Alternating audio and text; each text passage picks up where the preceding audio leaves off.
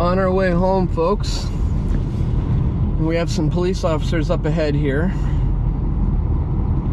Look like they're stopping people, so.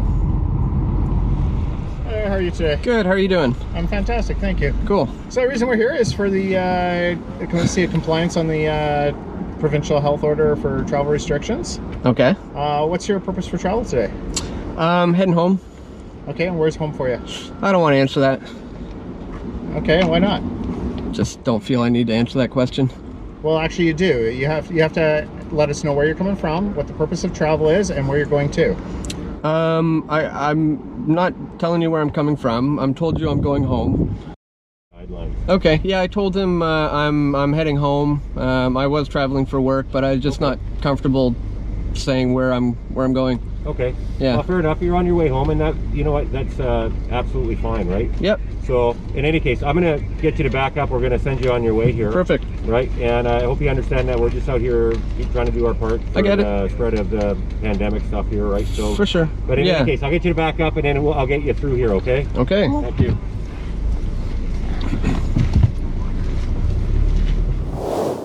Welcome back, friends. Welcome back to Solutions Watch. I'm James Corbett of CorbettReport.com, and what you have just been watching is one of the latest videos from our good friend Dan Dicks of PressForTruth.ca that I'm sure you'll know his work if you've been watching the Corbett Report for any length of time.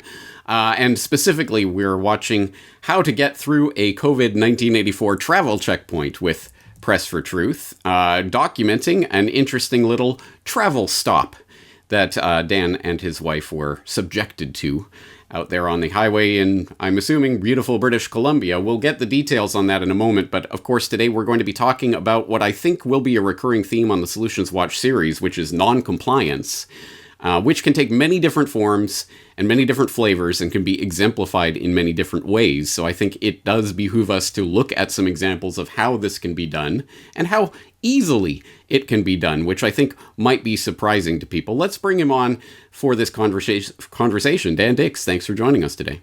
Oh, my pleasure, man. It's always great to be on. Thank you. Awesome. All right, set the scene for us, or the theme. Tell us where you were, what was happening, and what we just witnessed there.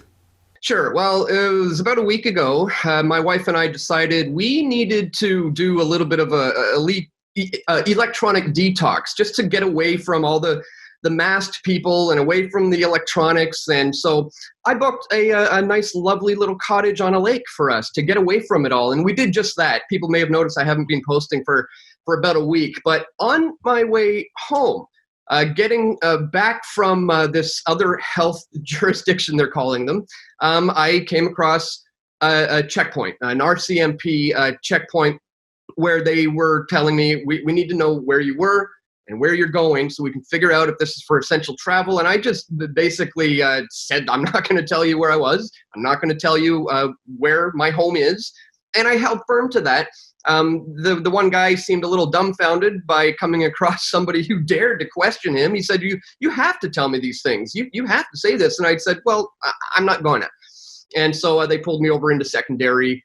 And that's when the supervisor basically asked the same questions. I said, you can ask all you want, and I'm still not going to give you the answers. And then they allowed me to go on my way. And that was it. And that's the beauty thing here is that, like you said, non-compliance is where it's at. That's all we have to do is literally just say no and keep living our lives.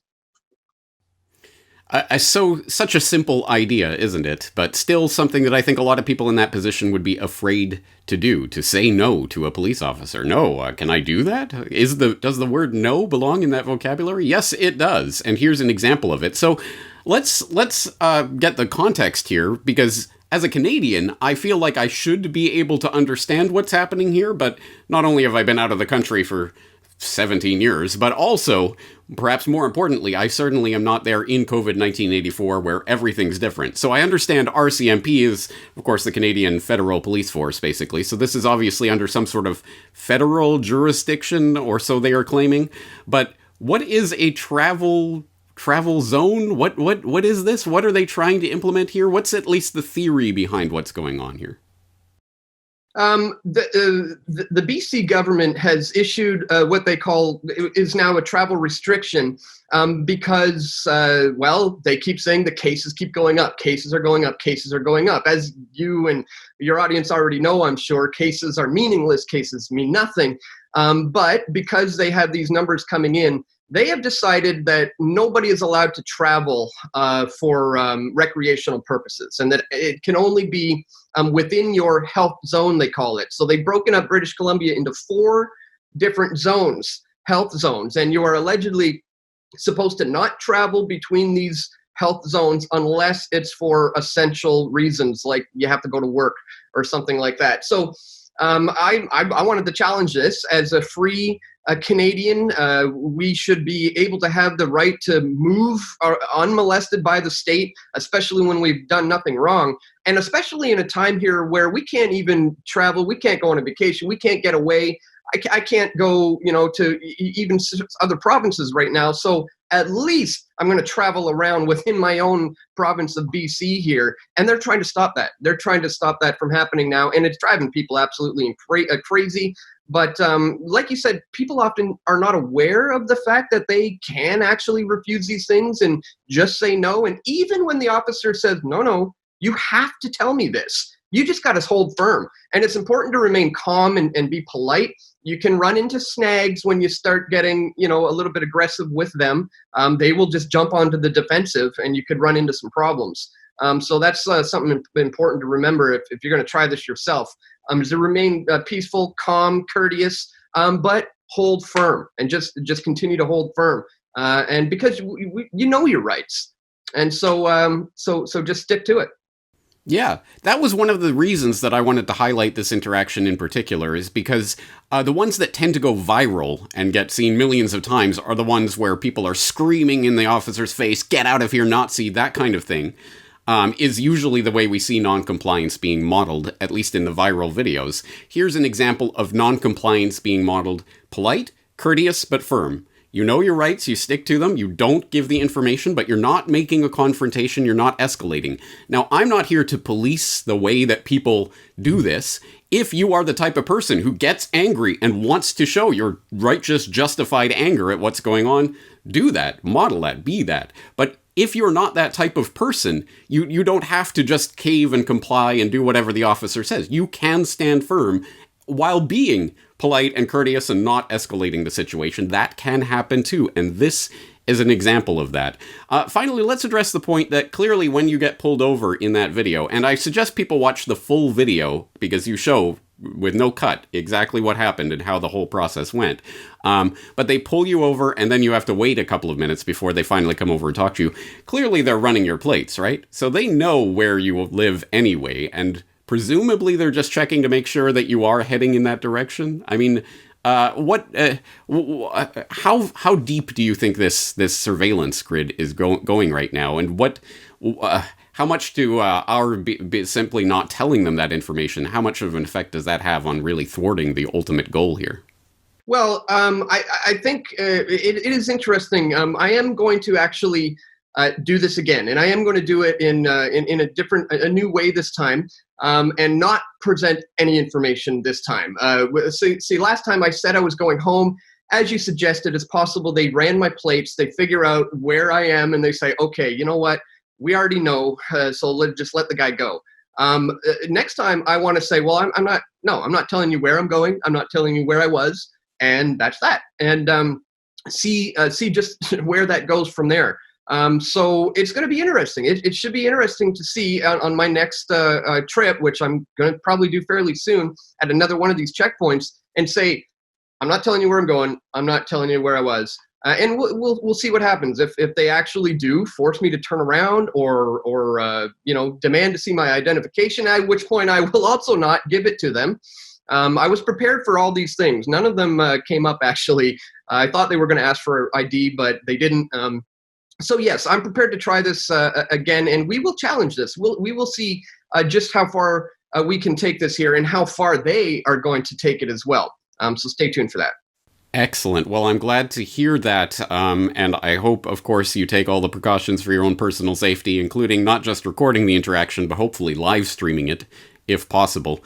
We do not want another repeat of the Free Dicks arrest at Bilderberg from a few years ago. So at any rate, it is important that people do know their rights and exercise them, because any right that you are not prepared to actually stand by and refuse an officer when they are illegally trying to search and seize you against the Canadian Charter of Rights and Freedoms, does that still exist? When they are trying to pry information out of you that it is not their right to know, we have to say no. Otherwise, you don't have those rights. The only rights you have are the ones that you are willing to stick up for. So I'm very glad that you were able to model this. Again, I hope people will get this video and spread it to others. I know it's not as sexy and exciting as the, no, Nazi go home kind of videos, but I think this type of video is extremely valuable for showing people there are more than one way to non-comply, to not comply with illegal demands. And this is a good example of that. So thank you for doing that. I'm very much looking forward to seeing the next example. And hopefully it will proceed in a similar manner. At any rate, I'm sure that my listeners and viewers will be behind you and supportive of you in that effort. Of course, we will direct people again to PressForTruth.ca, where I know you are covering all the different aspects of the Canadian COVID-1984 situation. Can you tell us anything else you're working on, or what recent coverage you've had that you'd like to direct people's attention to? I'm just kind of taking it day by day. I'm pretty excited about yesterday's video, to be honest. The security checkpoint video, and I'm just taking it day by day. I just interviewed a guy a couple hours ago who started a Druthers newspaper. That's really taking off. They've distributed like almost 700,000 newspapers, and they've only been in operation for 6 months. It's pretty cool. But yeah, things are escalating so quickly and crazily around here that by tomorrow, I'm sure there's going to be no shortage of crazy things to cover. In Alberta, I just got an email from a guy saying in Alberta, they now have to present actual medical papers in order to enter a grocery store without a mask on. It's getting really, really crazy. So I'll probably be reporting on that one tomorrow. But just taking it day by day for now, James. Absolute insanity. And I thank you for standing up and documenting it while we still can. Bill C-10 and others obviously coming for independent media in Canada. So people in Canada and around the world, but especially in Canada, need to support the Canadian independent media while it is still there, documenting the things that the mainstream media will not show you. So Dan Dicks, my hat's off to you for doing this, for modeling this type of interaction, for putting it out there for people to understand and to see.